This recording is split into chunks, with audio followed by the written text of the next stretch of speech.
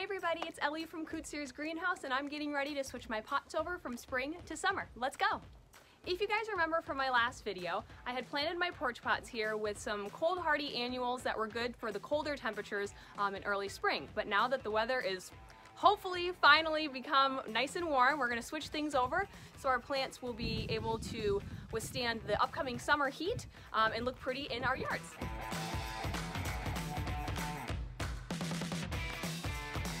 As you can see, I brought all my plants over here that I had picked out from the greenhouse.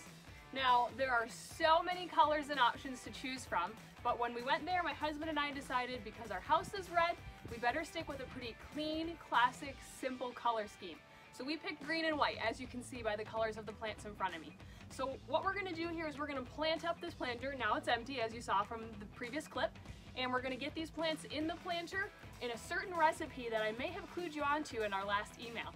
So like we had discussed before, the recipe for a great planter or porch pot is going to be the thriller, filler, spiller mentality. So what we have here is our assortment of plants that match those different types of groupings of plants to help make the shape and the style of the plant pleasing to the eye. So we're going to start off with a Hosta. Ever thought to put a Hosta as a thriller in your pot? I'm trying that out this year since, as you can see, this is a bit of a shadier spot in our yard, on our property. So I want to make sure that the plants I put in here are best going to grow where I have them planted. So for example, hostas do great in the shade.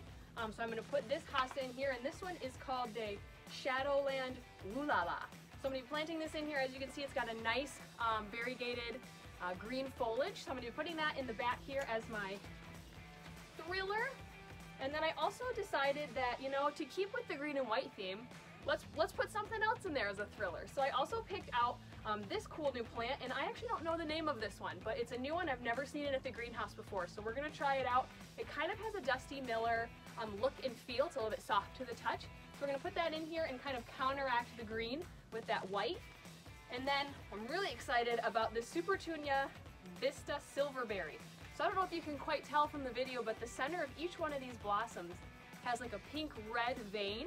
So that's going to give just a little bit of a hint of a different color, a little bit of a blush undertone that I think is going to look really nice and complement the red house that's, you know, what this pot is in front of. And I don't know if you can tell, but I've already started optimizing my space. I haven't actually planted my plants in here yet, but I've started by setting the plants where I think I want them to go so we can kind of get an idea. Do I like the look? Are the flowers complementing each other? Is there too much of the same right by each other? Do I need to mix it up? So that's why we're trying that. And so the next thing I'm going to put in is this Main Street Riverwalk Coleus.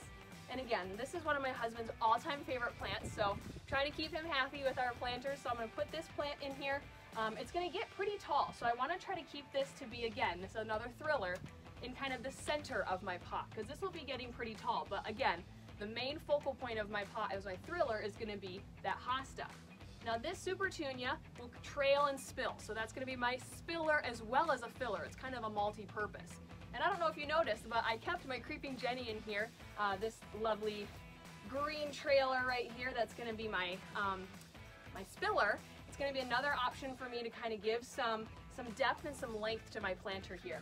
And last but not least is I'm going to be using this Superbina Royale. So it's a verbena, but it's white, so it's got pretty multi-blossom petals here, and so I'm going to pop this right here in the front.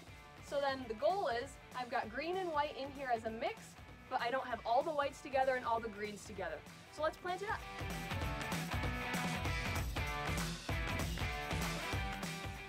And here's the final product, guys. Now it hasn't quite filled all the way out yet, but it's already a pretty well filled out container here.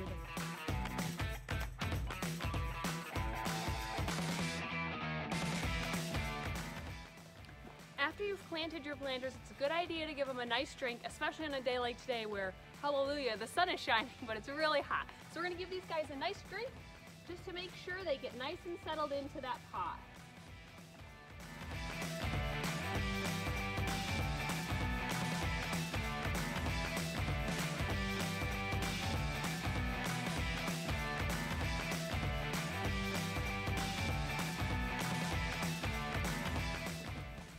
Bonus footage and idea. If you have chickens, they love pansies. So instead of pitching them, I decided why not give the chickens a little snack. So they're very excited about the porch pot switchover too. And there you have it. An hour later, a little bit of time, a little bit of sweat.